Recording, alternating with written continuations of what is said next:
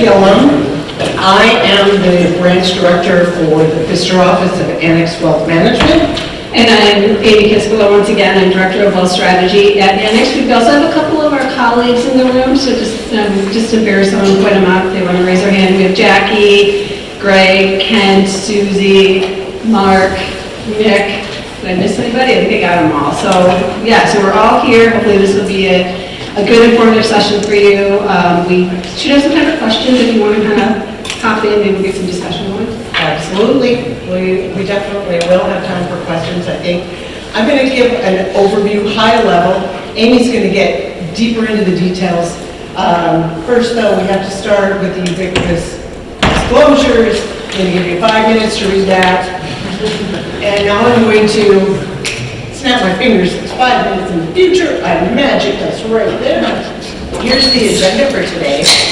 We are going to talk about these topics. We're going to tell some stories along the way. We're going to try to give you a little bit of information, we're going to give you a lot more information, and also try to have a little bit of fun along the way. So let's go ahead and get started. Everybody can hear me fine, right? How about now? Can you still hear me fine? Yeah? In the back? Yeah. Awesome. Don't like this. Okay. So, next slide, please, Leesa. There it is. We were already on the next slide. Sorry about that. The National Exit Planning Institute did business owner surveys 10 years apart.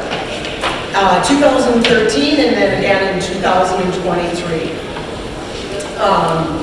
They asked business owners to give them their responses to how ready were they to exit their business. The good news is that the numbers are definitely going in the right direction. For instance, in 2013, 91% agreed that they needed an exit strategy. So that number has gone up to 95%. All the numbers have gotten better. The more challenging news is that the statistic, the third one there of have no third act plan, 70% of business owners still don't have that third act plan, which is an issue. And that's where we come to how do you begin at the end? And it's not the end or a dead end. It's how do you plan for what's going to happen for the rest of your life and make sure that you are okay for the rest of your life and that you are creating a legacy for your family as well. It's about asking all the right questions about what's the best way to transition and making sure that you don't regret the transition after you've gone through it. One more interesting trend in the 2023 study is that the Exit Planning Institute asked a question in both the 2013 and the 2023 survey, and that question was, who is your most trusted advisor? And in 2013, the most trusted advisor was the client's CPA. And in 2023, the most trusted advisor in #1 position, moving up from the 5th position, was the financial advisor. And I think that that is positive from the perspective of all of the business owners, advisors are beginning to put their arms around and really grasp the idea that it takes a team. No one advisor can do it all, and a financial advisor can be the #1 trusted advisor. The CPA move to the 3rd position doesn't really matter as long as the information is getting out there that it takes a team and that you have resources at your disposal. Everybody's going to exit at some point, one way or the other, right? Either planned or not planned. Oh, did I go backwards? Sorry. So 51% of current American businesses are still owned by baby boomers. We are a stubborn set of people, aren't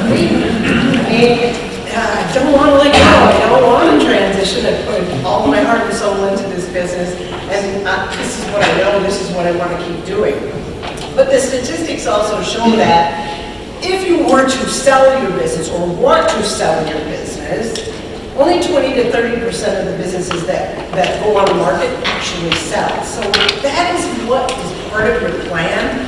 They didn't want to be concerned because there's at least 70 to 80% of people out there whose business isn't going to sell. They don't necessarily have a way to harvest their wealth and ensure their economic continuity. So, how do you get started? What's the best way to get started? Sometimes what you perceive as complicated can be simplified, and that might help you with the beginning point. And that's what I wanted to do with this particular slide. It's pretty simple. Your choices are, you're going to succeed your business internally or externally. That's the place to start. And then talking about this with your trusted advisors, you want to go deep on whatever piques your interest on these different categories. I'm going to tell you a real quick story. I worked with a baby boomer business owner whose brother had a company that went ESOP. He wanted to explore, my client, we'll call him Jack, wanted to explore ESOP. And so we brought in consultants from outside who had expertise in ESOP. We conducted interviews with several people so that Jack could learn all the things that he needed to know about ESOP. We took him down the path of business valuation, did lots and lots and lots of work, right? And when I went out to talk to him later, he said, yeah, you know, that was great. I learned a lot. That's what I needed to do. I really needed to understand that because I can't make decisions unless I really know what I'm going to do. But now I want to explore what happens if I sell my company to private equity.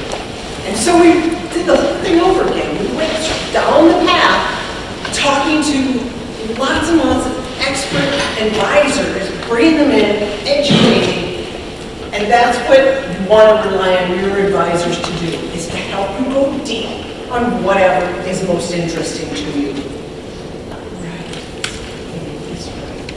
Yes. So, is the family prepared for the transition? When you hear the phrase, all for one and one for all, what's your reaction? Anyone? Who's the one? So I read an article in Family Business that explored the concept of individualism versus collectivism.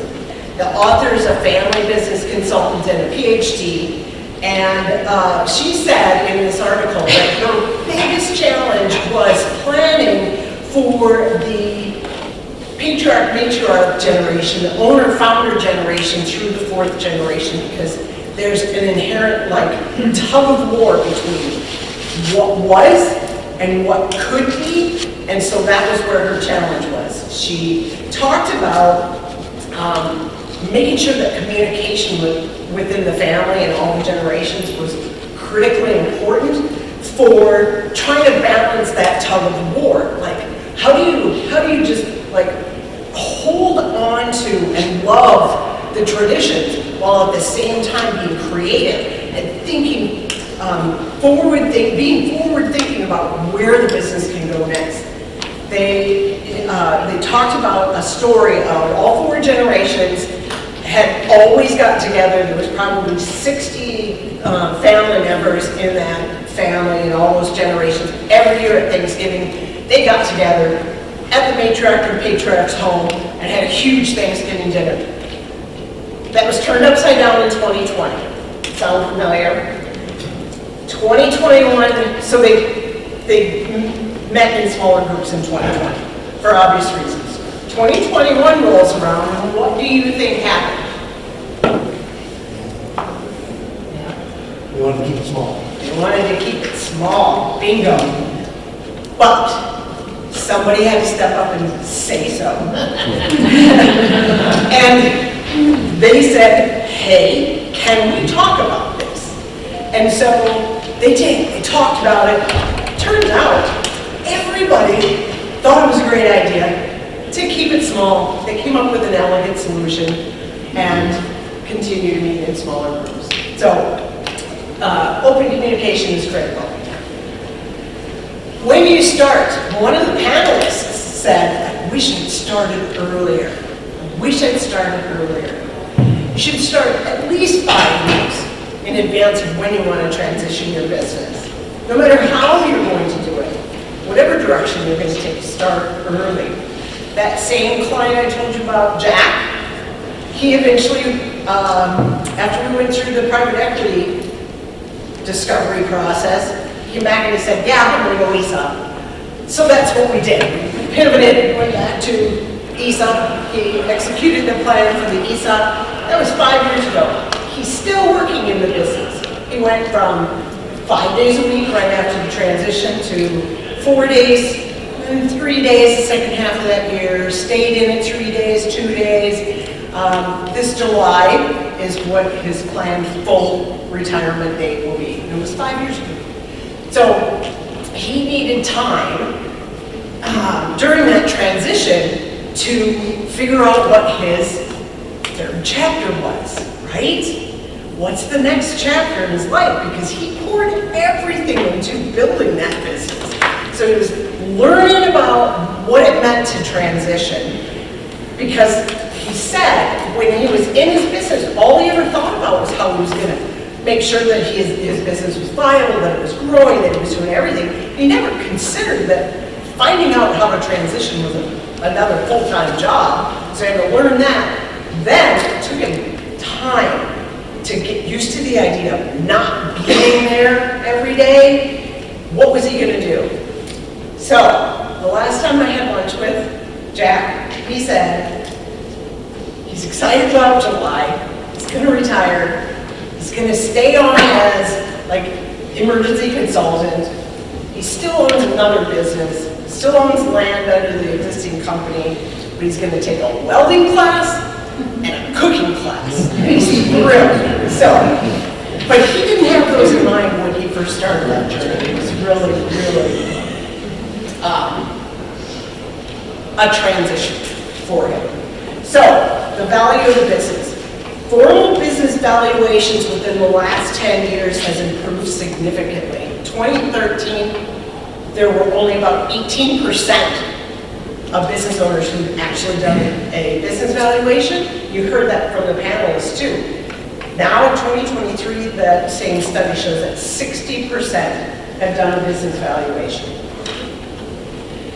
Competitive positioning and capital market conditions. This is where you're going to also need a team.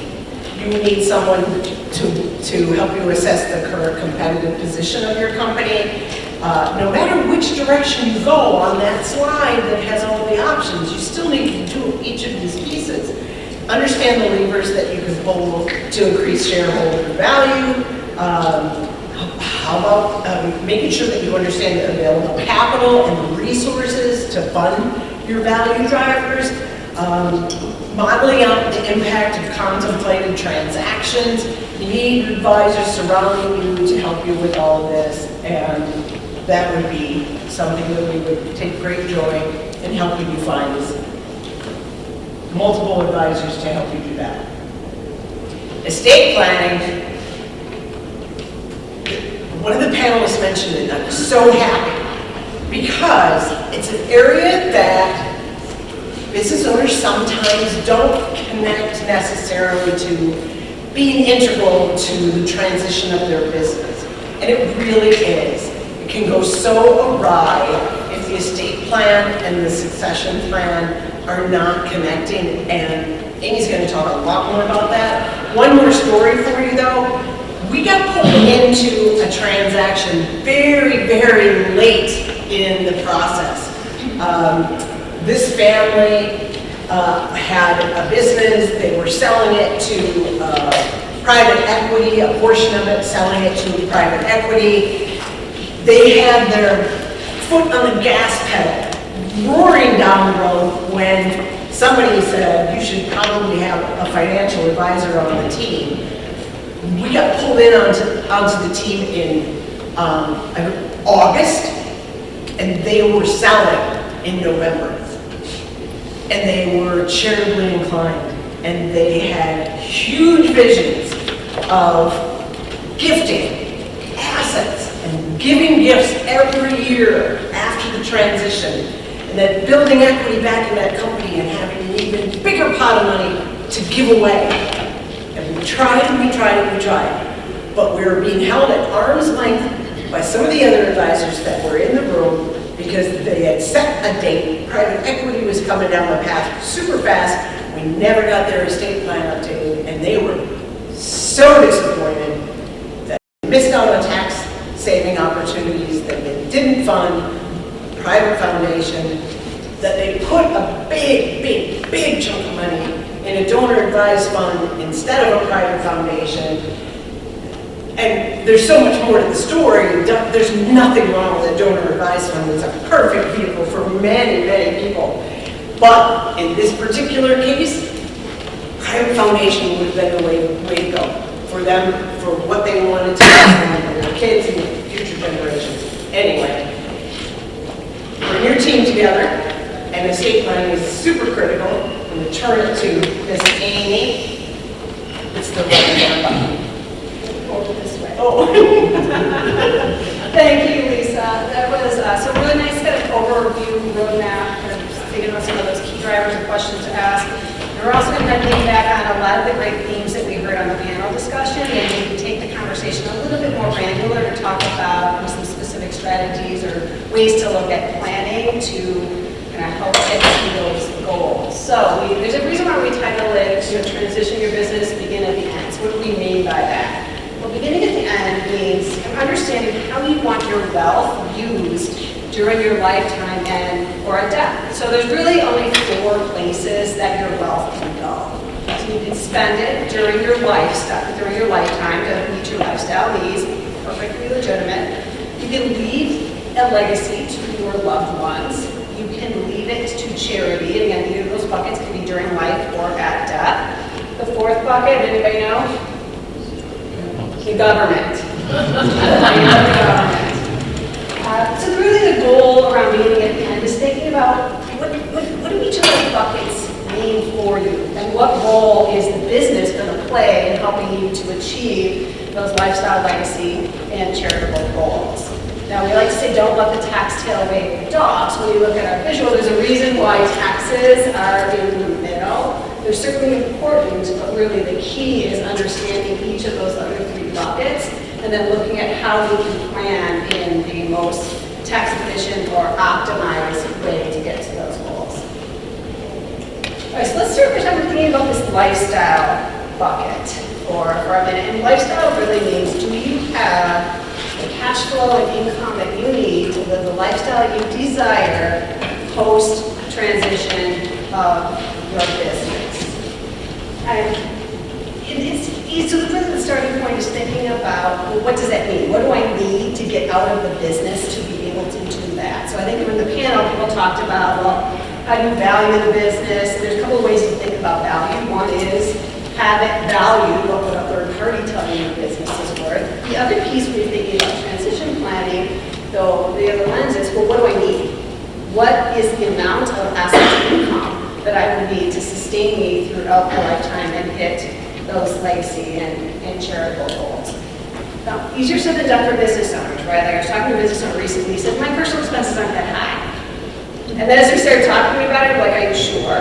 Because there's a personal bucket, right? Like in our checking account, we pay things. There's also the business, right? Many of the things that are sustaining the business owner's lifestyle are actually paid through the business. So that's one of the first things we start to take a look at, is how can we start to understand how those pieces come together to get to a number that says this is what I would need to kind of sustain, whether it's $100,000, $500,000, $1 billion a year to live the lifestyle that I want to live. Then we can start to tie it to those paths. I love the kind of decision trees that Lisa showed. So let's say that decision tree is, I want to transition this down to the family. I want to transition it down to the next generation. Well, there's a couple of ways you can do it, right? You can sell it, you can give it, or you can do a combination. And I really like the panel talked about that a little bit in terms of, you find a lot of business owners do want to have some type of sale component to it. maybe a lot of reasons why you do that. You've got kids that aren't active in the business. You want your kids to have that proverbial skin in the game, right? They've got some stake in it because they're buying it from mom or dad. There's also the aspect of sustaining your cash flow, right? When the kids buy the business from mom and dad, those payments on the business can become that cash flow that's sustaining. The question to ask those are able to afford to buy the business. So that business can generate enough ongoing cash flow to pay mom and dad, to pay their own lifestyle, and to pay their taxes. So that's becomes, is it going to be enough? And for in a lot of cases, if the business is very valuable, it's just not feasible for them to do that. So there may also be sort of a gift component. I'm going to transfer it to them during lifetime. In that case, then mom or dad are to think, well, how am I replacing that income or that cash that I was getting out of the business to sustain my lifestyle? And this is where starting early is incredibly important. I think regardless of what that transition plan looks like, building wealth alongside the business is incredibly valuable because it gives you so much more flexibility. Having cash, having an investment plan, having life insurance in place if you want to support a surviving spouse, outside of your business can become part of that tool that does that. The other piece is looking at, well, the business, we say the business, but it's typically not the business, right? There's multiple pieces to that. So for a lot of business owner cases that we've worked on, what we see is there's an operating part of the business, and that's really what's going to end up going to the kids, but there might also be real estate owned in a separate LLC. And so mom and dad may be retaining that real estate for a period of time, maybe through their lifetime, and generates that consistent cash flow back to mom and dad to sustain their lifestyle. Now, sometimes that decision tree might be we want to sell to a third party, in which case then we typically know where our cash flow is coming from, particularly if it's private equity. Then this decision is a little bit different.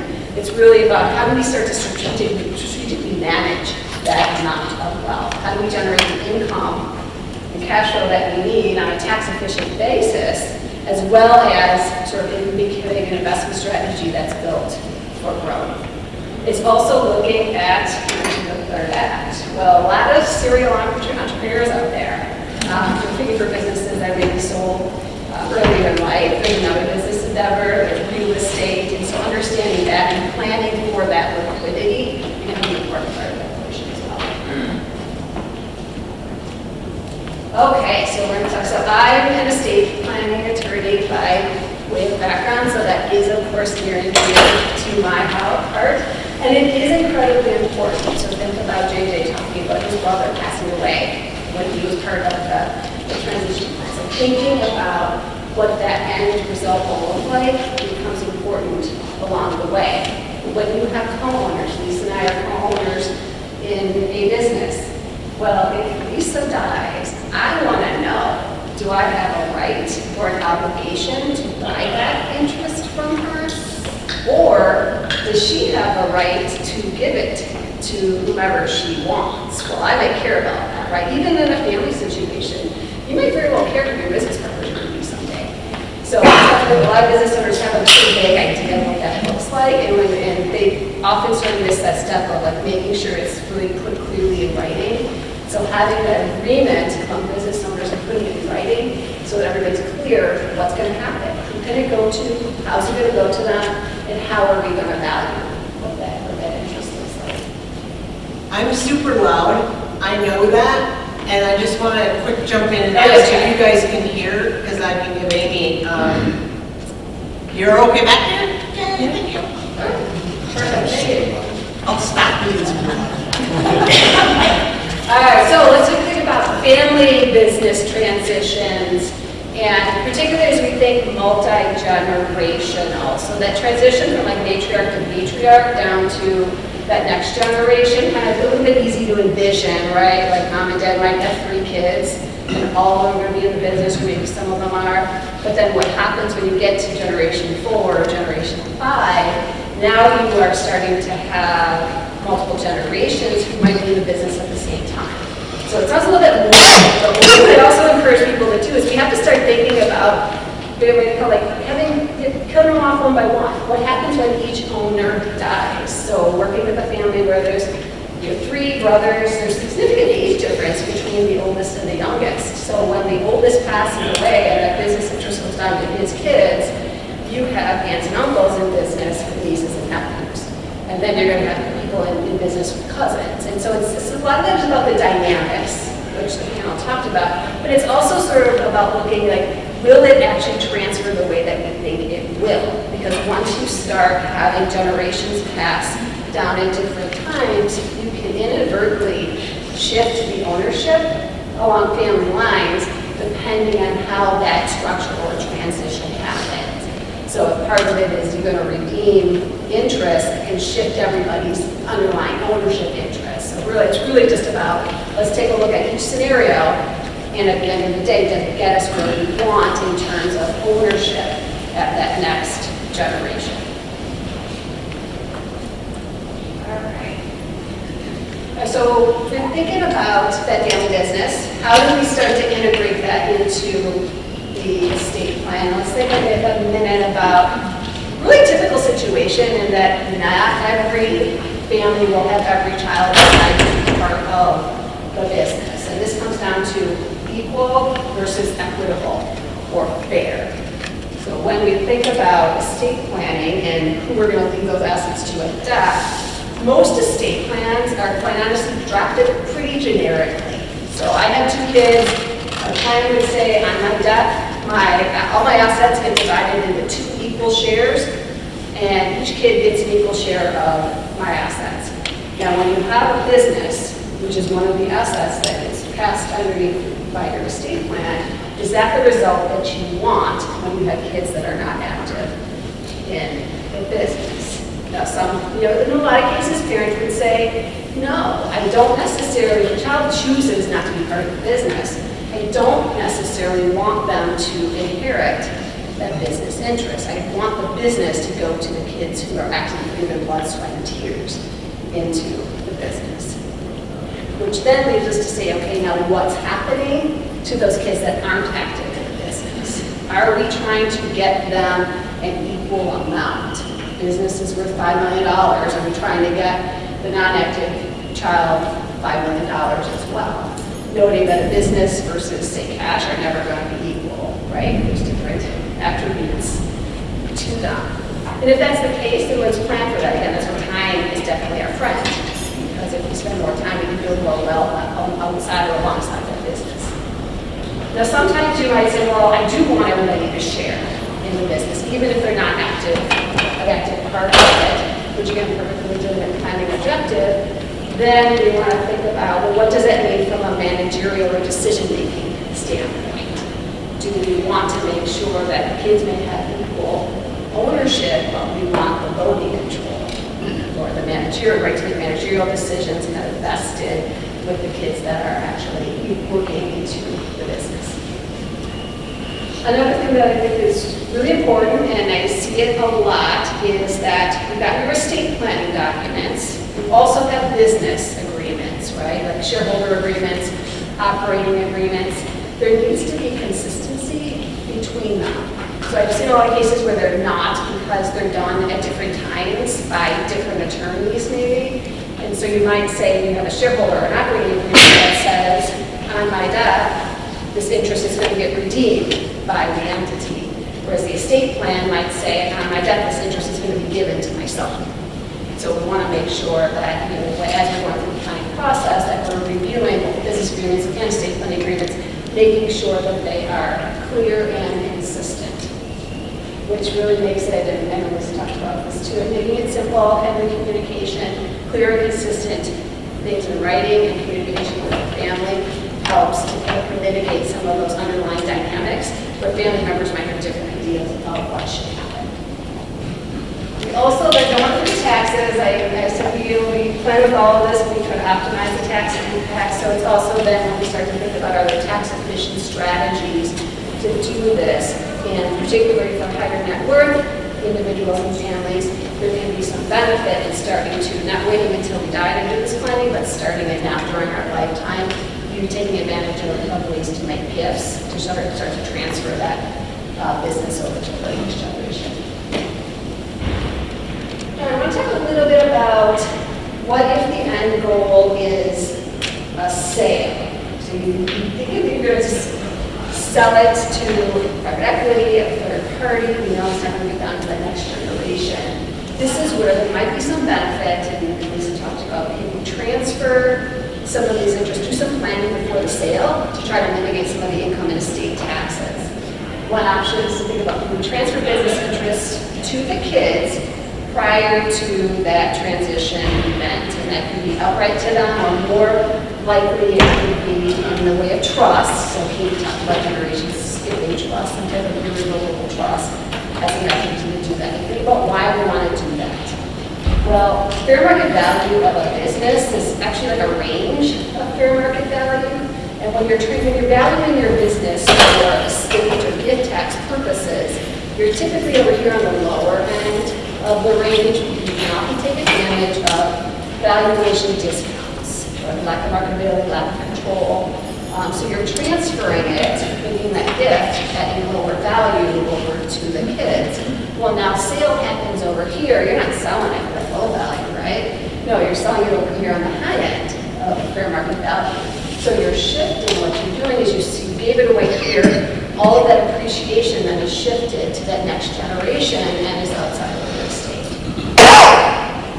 Other way to think about is incorporating philanthropy, and this is where Leesa talked about. If you're thinking about a sale, can you make transfers of business interests to a gas fund or a private foundation or a charitable remainder trust?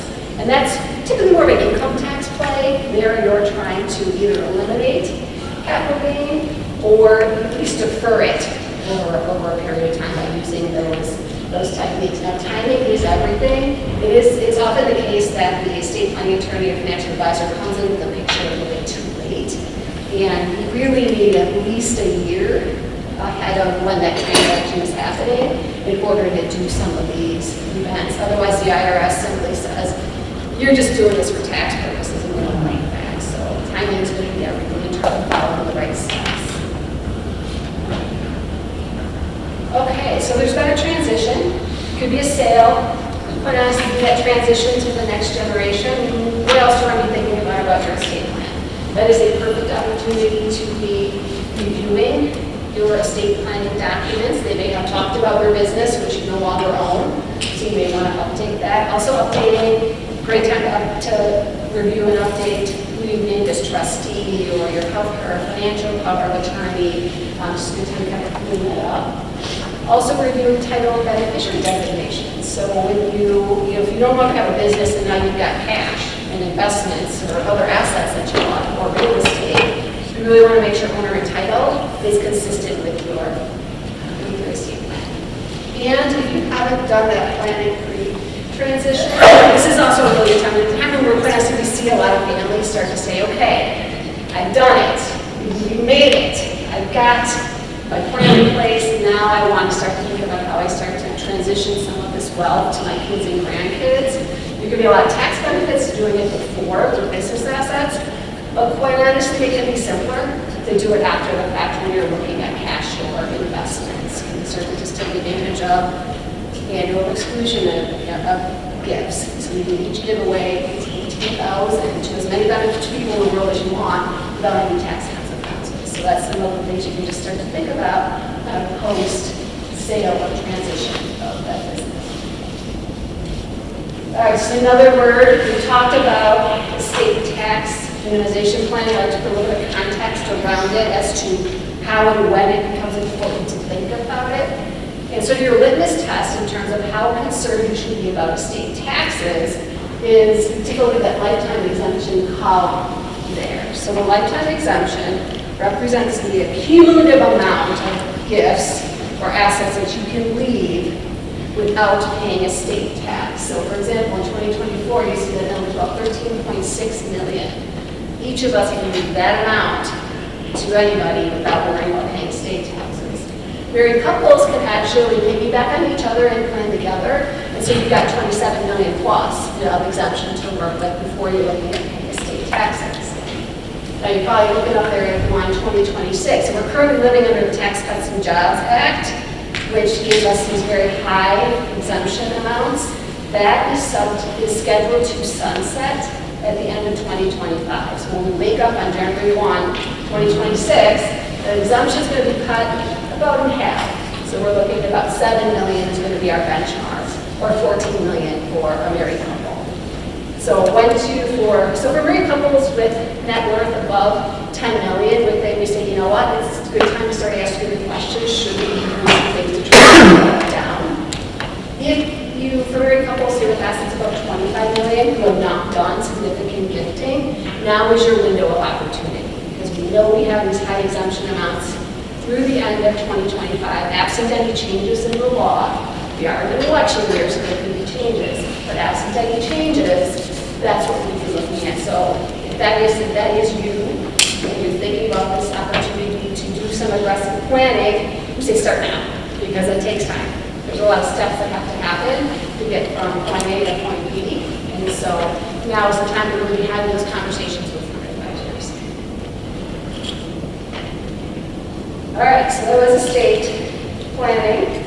Don't want to forget about income tax, the other taxes that we pay. And here we want to think about engaging in tax planning. Now, tax planning is different than tax preparation. Tax planning is taking a proactive look at who's going to pay the tax, when they're going to pay it, and at what rate are they going to pay the tax. Now, it is really very rarely possible to eliminate all income taxes. So the goal is really to look at when is the most advantageous time to pay taxes. And we pay them at a time when we pay at a lower rate. So it requires looking at our current situation, our situation in the future, also taking a look at where we think the law is going to be, what our current rates and where do we think rates will go in the future. All right, here also, like the state tax, the income tax is also impacted by potential sunsetting of the Tax Cuts and Jobs Act. We are currently living under historical low income tax rates. As you see by the red column, well, you can sort of see by the red column, it's a little dark. That beginning in 2026, that top rate is going to increase to 39.6%. And up along the brackets, you'll see rates will increase along the way. It means that for many taxpayers, they're going to be looking at potentially paying more taxes in the future. Also, some items on the deduction side that are impacted by some of the Tax Cuts and Jobs Act. So standard deductions currently very high. When sunset happens in 2026, it'll be lowered by almost half its index for inflation, so we can't tell the exact amount. But that standard deduction is going to drop. There is some good news, though. Right now, our deduction for state and local income taxes is limited to $10,000. That was a Tax Cuts and Jobs Act sunset provision, so that will be removed if it in fact sunsets, as well as mortgage interest deduction becoming a little bit more favorable. So what does that tell us? It tells us that we're going to maybe go back to those good old days where right now many taxpayers, but most taxpayers actually use the standard deduction because it's so high. Or you will go back to planning to optimizing the use of itemized deductions beginning in 2026. Other changes, anybody own a S Corp or partnership? You just have to go through this business entity. Yeah, so that qualified business income deduction, that 20% deduction of PBI income, is, again, on that chopping block for sunset with the Tax Cuts and Jobs Act. Now that's interesting, though, because the reason that was put into place was to help, say, our pass-through business owners be a little bit more on par with our C Corp owners. So C Corp tax rates as part of Tax Cuts and Jobs Act were reduced to that flat 21%. That provision was made permanent, but the QBI is not. So that will be an interesting one to watch. If that in fact happened, the C Corp rates would stay permanently at 21%, but the QBI deduction goes away. Now we're starting to have conversations around the choice of entity, and those are really the most sense. Okay, so let's put that all together, thinking about business owners and personal taxes, thinking about what I said about the goal being pay the tax when it's most advantageous to pay it, and also thinking about potential sunset of Tax Cuts and Jobs Act. So really the goal is to kind of bring together the melding of your business taxes and your personal taxes. So when we're working with our clients on tax planning, we're typically working very closely with the CPA that does the business taxes. What we want to understand is what's that business income going to look like for the year? And how is that going to then tie in to impact what leverage you might pull on the personal side? If we think it's going to be a very high income year for the business, then maybe we can look at, do we want to accelerate some deductions? Is this when we want to do some further advised fund planning to try to offset or do some tax loss harvesting to try to minimize the overall tax bill? Now, on the flip side, it's a low business year, particularly as we look ahead to 2026. Do we want to start to think about how we want to strategically accelerate income into these current years? You've probably heard people are talking a lot about things like loss conversions. The idea there is if we pay the tax today at a lower rate because we think rates will be higher in the future. Also, maybe do things like we talk about tax loss harvesting. You can also do tax gain harvesting in other ways. So just ways to kind of look at what are your income inputs and when is it going to be strategic to take it. So we're looking not only at the current year, but we're actually looking through your life and even beyond to try to figure out when is going to be that advantageous time to start to pay taxes. That becomes, if that business plan is a sale, that tax planning becomes sort of supersized in that year because you typically have that big tax pop in that given year, and so that's what we really need to look at.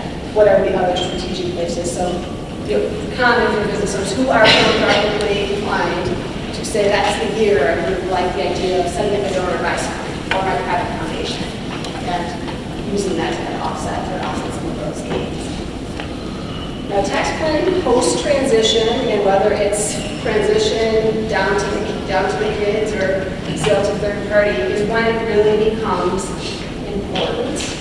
And particularly in that sales scenario, really what we want to understand is somebody asked the question around, well, what's the best way to sell your business? Or to get income, is it earnouts? That's what you really want to try to understand, is if you're selling it on an installment sale, what's that schedule going to look like in terms of when is gain going to be recognized? Sometimes there may be other ways to get income from the business, like having consulting income or having some earnouts that you can make later. In some cases, and typically more with C-Corps than a pass-through entity might have a deferred comp arrangement, for example. Look at understanding those income streams and where they will hit, not just this year, but in future years, will help you plan out that picture. Also, really want to understand that tax picture looks different once that business has transitioned. When we own assets like a business or commercial or rental real estate, we kind of feel a little, we get used to a little bit that idea of generating deductions in the current year. Once that business has transitioned, though, you don't have that same opportunity to have the multiple levers of having a business to maybe pull some levers to reduce business income, particularly after a sale, which you have as a pool of funds. Or income, and that's where the game becomes strategically more about looking at what does that investment portfolio look like, and are we managing it on a very tax efficient or tax optimized basis, as well as looking at that next chapter. So for us, a lot of people say, well, I'm used to having a business, now I want to have real estate. Well, real estate too has its own tax attributes. So we're planning that out and putting all of those pieces together. All right, so one final slide. That's a lot. We're going to start by one and go through all of these. Totally kidding, we're not. So this is really just a picture. We hit on some of the highlights of some planning strategies to think about. This is kind of a picture of a lot of things, right? So Leesa mentioned liking simplicity. I like simplicity in the planning. I think most people, if you ask them, would say, well, my planning to be simple. But we know that sometimes it's not, right? Sometimes you need to add a little bit of complexity to hit the goals that you want to hit.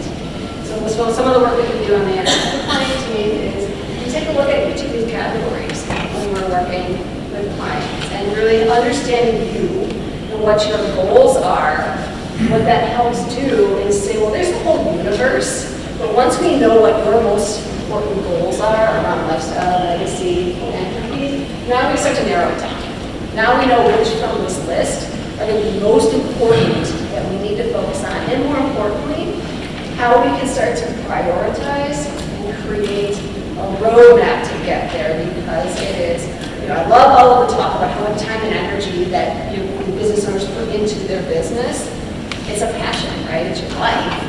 The harder part is working on the personal stuff and these hard transition planning and doing it, say, one step at a time, prioritizing what's most important, what's the next key decision that we have to make, and let's double check and make sure it's getting us closer to where we want to be, because it's really important in assembling your team, right? It does take a village, and so having your team of financial advisors, CPAs, business attorneys, state managers, bankers, incredibly important, and having them work together and coordinate is really very, very key.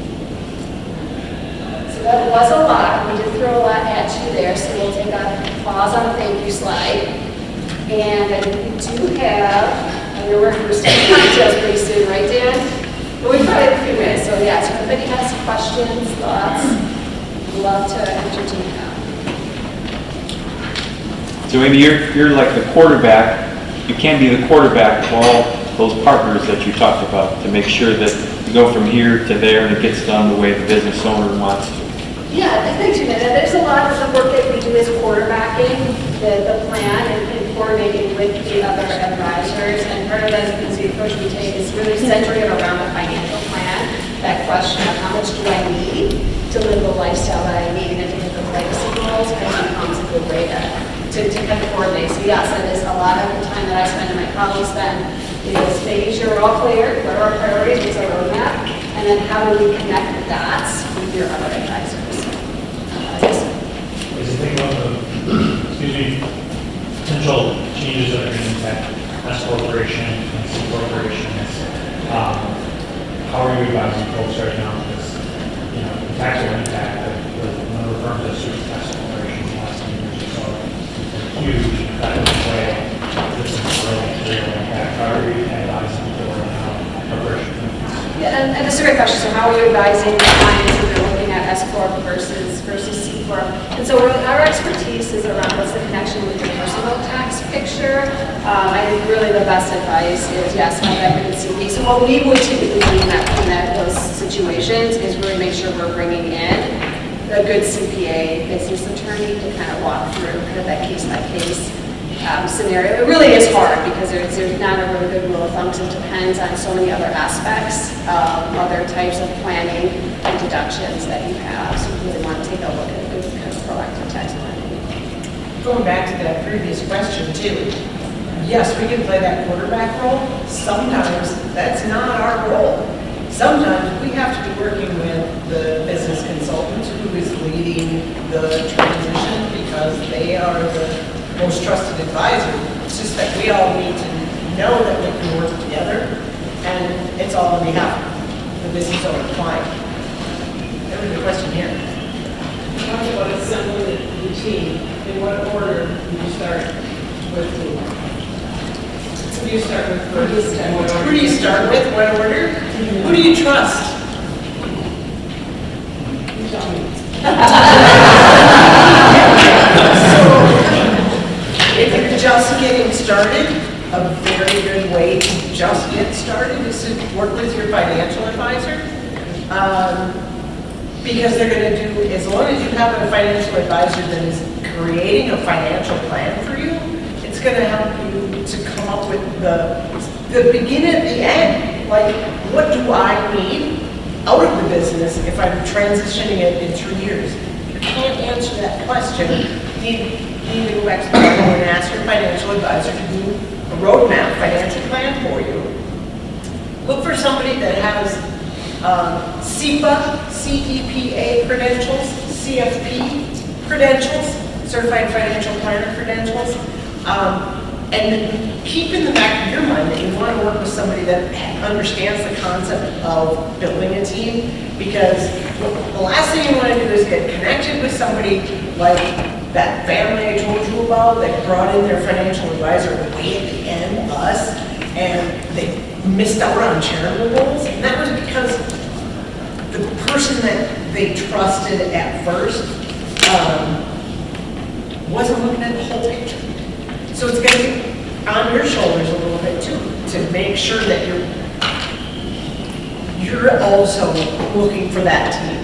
But You're absolutely right. So it starts if you have trusted, starting anywhere is a good place to start if you have trusted advisors, but no, those are the questions to ask, and looking for advisors who want to bring in other people within their expertise. So yeah, I've worked as a private practice attorney, spent a little time in the CPA world, worked with an insurance company, so I found my way to Annex, and that is truly why we are passionate about what we do, is because we can look holistically through a broad lens, and are actually, we very much feel passionate and incentivized to bring in other advisors. So that's really the benefit in a financial advisor that does comprehensive planning, is that they can typically look at the picture.